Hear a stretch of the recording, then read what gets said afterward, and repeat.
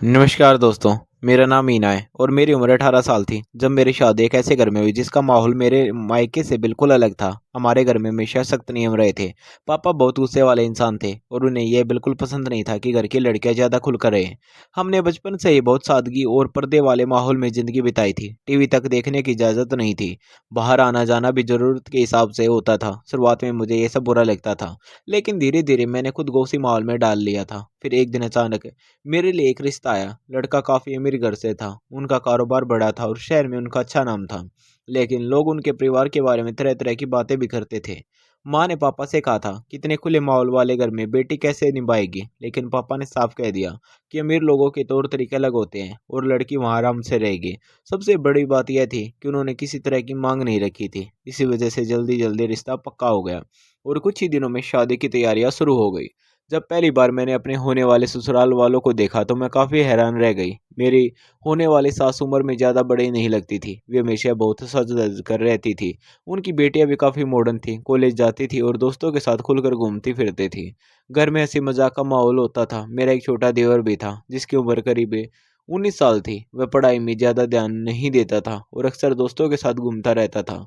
शुरू में मुझे लगा कि शायद धीरे-धीरे सब समझ आ जाएगा, लेकिन शादी के दिनों में ही मुझे एहसास होने लगा कि ये घर मेरे लिए बिल्कुल नया अनुभव होने वाला है। मेहंदी वाले दिन उनके घर में बड़ा फंक्शन रखा गया। तेज म्यूजिक चल रहा था, सब लोग डांस कर रहे थे। मेरे मायके वालों को ये सब थोड़ा अजीब लग रहा था, लेकिन कोई कुछ नहीं बोल रहा था। बारात भी होटल में रखी गई थी। दूल्हे की एंट्री पर उसकी माँ और बहनें भी खूब नाच रही थी। मेरे रिश्तेदार आपस में धीरे-धीरे बातें कर रहे थे कि ये लोग बहुत ही ज़्यादा खुले विचारों वाले हैं। मैं चुपचाप बैठी सब देख रही थी। शादी की रस्में शुरू हो दी, तो हर रस्म को मजाक और हंसी के साथ किया जा रहा था। कई बार मुझे ऐसा महसूस हो रहा था, लेकिन मैं कुछ नहीं कह सकती थी। एक रस्म के दौरान मेरे देवर को मेरे पास बैठा दिया गया और सब लोग हंसी मजाक करने लगे। मुझे ये सब अच्छा नहीं लग रहा था, लेकिन वहाँ मौजूद लोग इसे सामान्य बात समझ रहे थे। मेरे पति ने माहौल हल्का रखने के लिए मजाक किया और फिर रस्म खत्म हुई। शादी के बाद जब मैं ससुराल पहुंची तो रात काफी हो चुकी थी। मैं बहुत थक गई थी। सुबह जब मैं तैयार होकर कमरे में बैठी, तभी मेरा देवर बिना दस्तक दिए कमरे में आ गया। वह बहुत बेफिक्र अंदाज में बात करता था। उसने मुस्कुराते हुए कहा कि भाभी, नए घर में सब ठीक लग रहा है ना? मैंने हाँ में जवाब दिया, लेकिन मुझे उसका इस तरह अचानक कमरे में आ जाना अच्छा नहीं लगा। मेरे मायके में तो छोटे बड़े सभी रिश्तों की एक दूरी होती थी। वहाँ कोई भी बिना आवाज दिए कमरे में नहीं आता था, लेकिन यहाँ सब कुछ अलग था। देवर मुझसे लगातार बातें करता रहा। उसने कहा कि भाभी, आप बहुत शांत रहती हैं, थोड़ा खुलकर रहा कीजिए। मैंने हल्की सी मुस्कान दे दी, लेकिन अंदर से मैं काफ़ी असहज थी। धीरे धीरे मुझे महसूस होने लगा कि घर में रिश्तों के बीच उतनी सीमाएं नहीं थी जितनी मैंने हमेशा देखी थी। मेरी नंदे भी मेरे कमरे में कभी भी चली आती थी। सास भी हर समय ऐसे ही मजाक करती रहती थी। शुरू में मैंने खुद को समझाया कि शायद यही उनका तरीका है, लेकिन मन पूरी तरह सहज नहीं हो पा रहा था। अगले दिन जब मैं नमाज पढ़ने की तैयारी कर रही थी, तो मेरी ननद मेरे कमरे में आई और बोली कि भाभी, जल्दी नीचे चलो, लोग आपसे मिलने आए हैं। मैंने कहा कि मैं पहले नमाज पढ़ लूं, लेकिन उसने कहा कि बाद में पढ़ लेना, पहले नीचे चलो वरना लोग इंतजार करते रहेंगे। मुझे ये बात अच्छी नहीं लगी, लेकिन मैं कुछ कह नहीं सकी। नीचे जाकर मैं सबसे मिली, लेकिन मन में यही ख्याल चलता रहा कि मेरी नमाज रह गई। शाम को मैंने ये बात अपने पति को बताई, तो वे हंसकर बोले कि इतना परेशान होने की जरूरत नहीं है। मैंने महसूस किया कि उनके लिए ये बातें उतनी अहम नहीं थी जितनी मेरे लिए थी। फिर भी मैंने सोचा कि वक्त के साथ सब ठीक हो जाएगा। कुछ दिनों बाद मैंने गौर किया कि मेरा देवर अक्सर मेरे आसपास रहने की कोशिश करता था। कभी मेरी तारीफ कर देता, कभी मजाक करने लगता। शुरुआत में मैंने ध्यान नहीं दिया, लेकिन धीरे धीरे उसकी बातें मुझे अजीब लगने लगी। एक दिन मैं किचन में काम कर रही थी, तो वह आया और बोला कि भाभी, आज तो आप बहुत अलग लग रही हैं। मैंने बस इतना कहा कि जाओ अपना काम करो। वह हंसकर वहां से ही चला गया, लेकिन उसके व्यवहार से मैं ऐसे रहने लगी थी। मैंने ये बात अपने पति को बताई, तो उन्होंने कहा कि वह अभी बच्चा है, ज़्यादा सोचो मत। लेकिन मुझे महसूस हो रहा था कि कुछ बातें सामान्य नहीं है। एक रात मेरा और मेरे पति का किसी बात पर झगड़ा हो गया। अगले दिन मैंने सोचा कि माहौल ठीक करने के लिए अच्छे से तैयार हो जाऊं, ताकि उनका मूड अच्छा हो जाए। मैं तैयार होकर नीचे आई तो सबने मेरी तारीफ की, लेकिन मेरे पति ज़्यादा बात नहीं कर रहे थे। उसी दौरान मेरा देवर भी वहां आया और मजाक करने लगा। मैंने ध्यान नहीं दिया और अपने काम में लगी रही। थोड़ी देर बाद मैं चाय लेकर उसके कमरे में गई, क्योंकि उसने आवाज़ लगाई थी। वह कंप्यूटर पर हमारी शादी की वीडियो देख रहा था। उसने कहा कि भाभी, आकर देखिए, शादी में आप कितनी अलग लग रही थी। मैं थोड़ी दूर खड़ी होकर वीडियो देखने लगी। तभी उसने मजाक मजाक में ऐसी हरकत कर दी जिससे मैं बहुत घबरा गई। मुझे बिल्कुल अच्छा नहीं लगा और मैं तुरंत वहाँ से निकल आई। मेरी हालत देखकर मेरे पति समझ गए कि कुछ गलत हुआ है। मैंने रोते हुए उन्हें सारी बात बता दी। इस बार उन्होंने मेरी बात को गंभीरता से लिया। उन्होंने अपने भाई को डांटा और काफ़ी नाराज़ हुए। उसी दिन पहली बार मेरे पति को भी एहसास हुआ कि घर का माहौल ज़रूरत से ज़्यादा खुला हुआ है और कुछ सीमाएं होना ज़रूरी है। उसके बाद मेरे पति काफ़ी देर तक चुप बैठे रहे। रात को उन्होंने मुझसे कहा कि शायद तुम सही कहती थी, हर चीज़ मजाक नहीं होती। उन्होंने बताया कि उन्हें पहले भी अपने भाई की कुछ हरकतों पर शक हुआ था, लेकिन उन्होंने कभी ध्यान नहीं दिया। मोहल्ले में भी उसकी गलत संगत की बातें होती रहती हैं। मेरे पति ने कहा कि वे नहीं चाहते कि भविष्य में हमारा घर भी उसी माहौल का हिस्सा बने।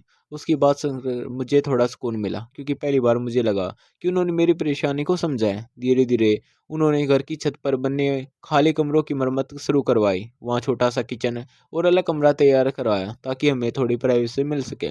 जब हम ऊपर रहने लगे तो मुझे काफ़ी राहत महसूस हुई। अब मैं अपने तरीके से घर संभालती थी, नमाज पढ़ती थी और शांति से रहती थी। मेरे पति भी पहले से बदलने लगे थे। वे धीरे धीरे मेरी बातों को समझने लगे थे। ऊपर वाले हिस्से में शिफ्ट होने के बाद मेरी ज़िंदगी पहले से काफ़ी सुकून में गुजरने लगी थी। नीचे वाले घर का शोर शराबा अब उतना सुनाई नहीं देता था। मैं सुबह जल्दी उठती, नमाज पढ़ती, घर का काम संभालती और अपने पति का इंतजार करती। मेरे पति भी अब पहले जैसे नहीं रहे थे। पहले वे हर बात को मजाक में टाल देते थे, लेकिन अब उन्हें एहसास होने लगा था कि घर का माहौल सच में ज़रूरत से ज़्यादा खुला है और कुछ बातों की याद होनी चाहिए। वे ऑफिस से आते तो मेरे साथ बैठकर बातें करते। कई बार कहते कि अगर तुम मुझे समझाने की कोशिश ना करती तो शायद मैं कभी अपनी ज़िंदगी के बारे में सोचता ही नहीं। उनकी बातें सुनकर मुझे अच्छा लगता, क्योंकि मुझे लग रहा था कि धीरे धीरे हमारा रिश्ता मजबूत हो रहा है।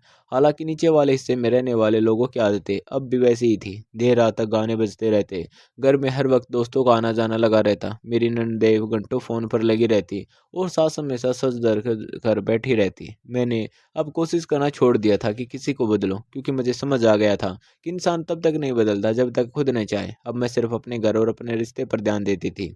लेकिन एक बात अब भी मुझे परेशान करती थी, और वह था कि मेरे देवर का व्यवहार। ऊपर शिफ्ट होने के बाद उसने सीधे तौर पर मुझसे ज़्यादा बात नहीं की थी, लेकिन उसकी नज़रें और अजीब मुस्कान मुझे बेचैन कर देती थी। कई बार सीढ़ियों में अचानक मिल जाता और बिना वजह बात करने की कोशिश करता। मैं हमेशा दूरी बनाकर रखती। एक दिन दोपहर का वक्त था, मेरे पति ऑफिस गए हुए थे और मैं कमरे में कपड़े तय कर रही थी। तभी बाहर से आवाज़ आई कि भाभी दरवाज़ा खोलिए।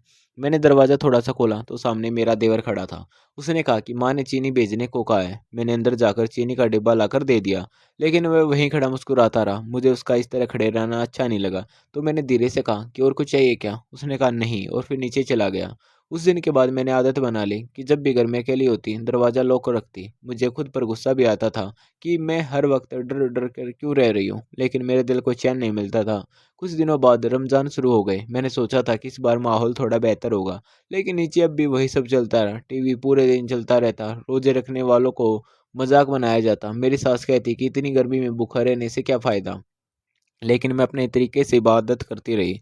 मेरे पति अब मेरे साथ रोज़ा रखने लगे थे। शुरुआत में उन्हें मुश्किल होती थी, लेकिन धीरे-धीरे वे खुद को कोशिश करने लगे। ये देखकर मुझे उम्मीद मिलने लगी थी कि इंसान चाहे तो बदल सकता है। एक रात इफ्तार के बाद हम दोनों छत पर बैठे थे। मौसम काफ़ी अच्छा था। तभी मेरे पति ने अचानक कहा कि मैं सोच रहा हूँ कुछ समय बाद अलग घर ले लें। मैंने हैरानी से उनकी तरफ देखा, क्योंकि पहले वे कभी ऐसा नहीं सोचते थे। उन्होंने कहा कि मैं नहीं चाहता कि आगे चलकर हमारे बच्चे ऐसे माहौल में बड़े हों जहाँ किसी चीज़ की कोई सीमा ना हो।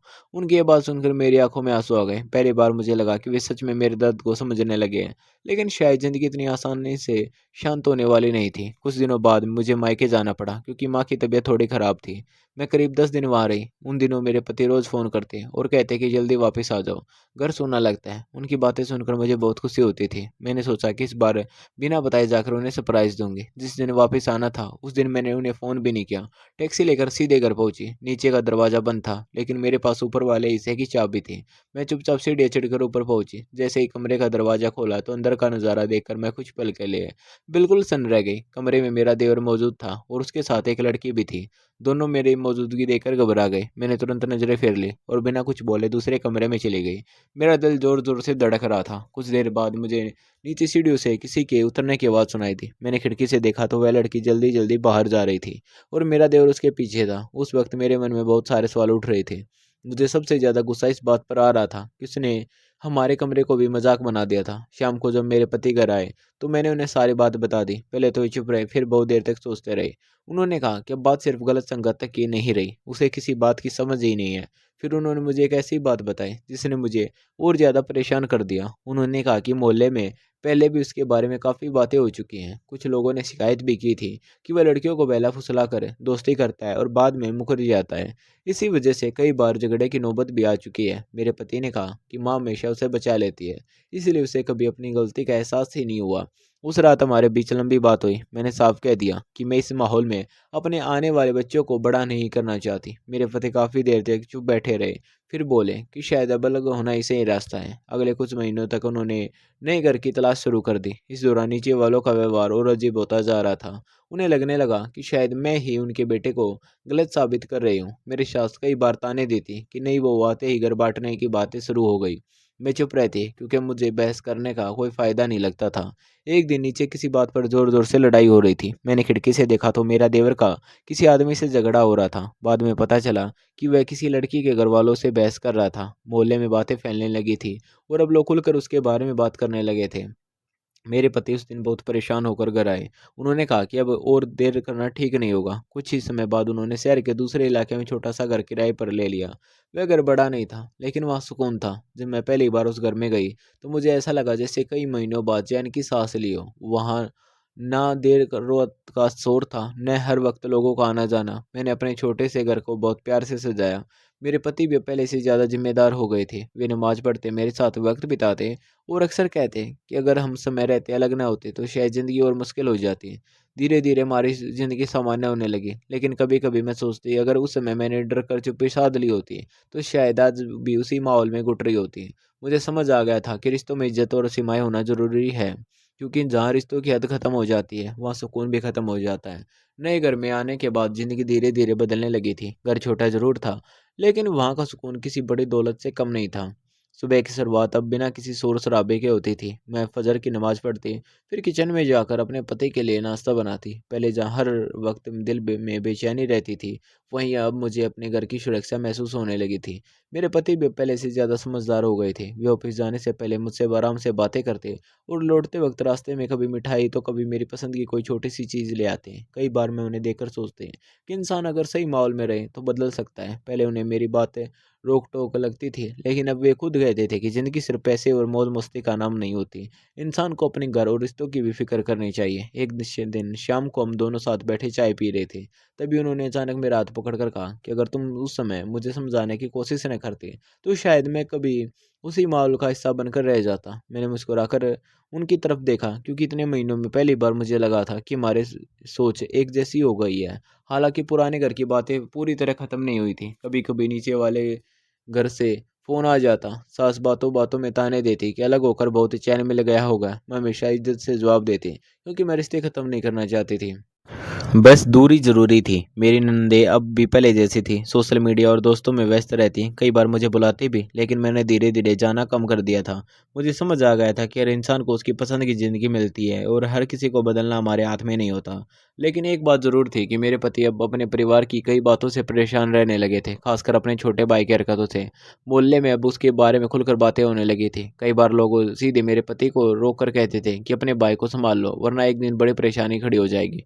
मेरा पति ये सब सुनकर बहुत परेशान हो जाते। एक रात उन्होंने मुझे बताया कि उनके भाई की वजह से कारोबार पर भी असर पड़ने लगा, क्योंकि लोग घर के माहौल की बातें बाहर करने लगे थे। मैंने सिर्फ इतना कहा कि इंसान जब तक खुद अपनी गलती न समझे, तब तक उसे कोई नहीं बदल सकता। कुछ महीनों बाद मुझे पता चला कि मैं माँ बनने वाली हूँ। यह खबर सुनकर मेरे पति की खुशी का ठिकाना नहीं रहा। उन्होंने उसी दिन ऑफिस से छुट्टी ली और मुझे डॉक्टर के पास लेकर गए।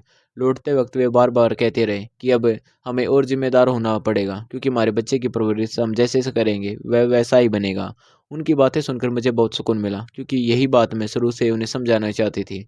धीरे-धीरे समय गुजरता गया। मेरे पति अब नियमित नमाज़ पढ़ने लगे थे। रमज़ान आया तो उन्होंने पूरे रोज़े रखे। कई बार खुद मुझे उठाकर कहते कि सहरी का वक्त हो गया है।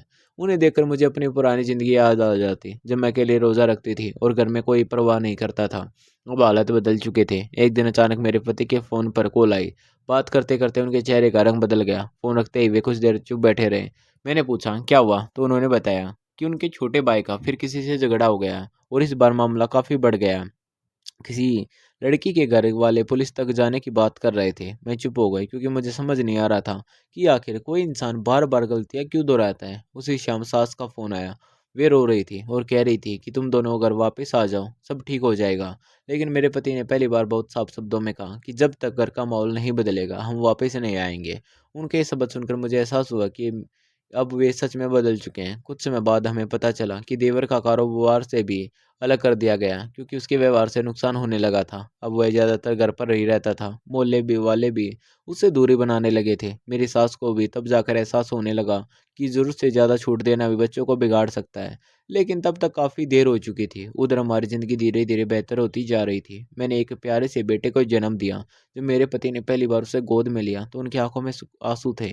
उन्होंने मुझसे कहा कि मैं वादा करता हूँ कि हमारा बच्चा अच्छे माहौल में बड़ा होगा। उस दिन मुझे लगा कि मेरी सारी परेशानियों का जवाब मिल गया। वक्त गुजरने लगा, हमारा छोटा सा घर अब हंसी से भर गया था। मेरे पति पहले से ज़्यादा मेहनत करने लगे थे। वे अक्सर कहते थे कि इंसान को अपनी गलतियों से सीखना चाहिए। कई बार रात को हम दोनों पुरानी बातें याद करते तो हैरान रह जाते कि कैसे एक ही घर में रहते हुए हमारी सोच इतनी बदल गई। मैंने भी ज़िंदगी से एक बड़ी बात सीखी थी कि हर चमकती चीज़ अच्छी नहीं होती। कई बार सादगी और सीमाओं में असली सुकून होता है। अगर रिश्तों में इज्जत खत्म हो जाए तो घर सिर्फ दीवारों का ढांचा बनकर रह जाता है। आज भी नीचे वाले घर में वही शोर शराबा, वही लड़ाइयाँ और वही उलझनें चलती रहती हैं। लेकिन अब मैं उन सब बातों से दूर हूँ। मैं सिर्फ इतना चाहती हूँ कि अल्लाह हर इंसान को सही और गलत की पहचान दे। क्योंकि जब इंसान अपनी हद भूल जाता है तब उसकी ज़िंदगी का सुकून भी धीरे धीरे खत्म होने लगता है। धन्यवाद दोस्तों। अगर आपको हमारी कहानी पसंद आई हो तो अपनी राय ज़रूर दीजिए और हमारे चैनल को सब्सक्राइब करना न भूलें और कमेंट में बताएं आपको कहानी कैसी लगी।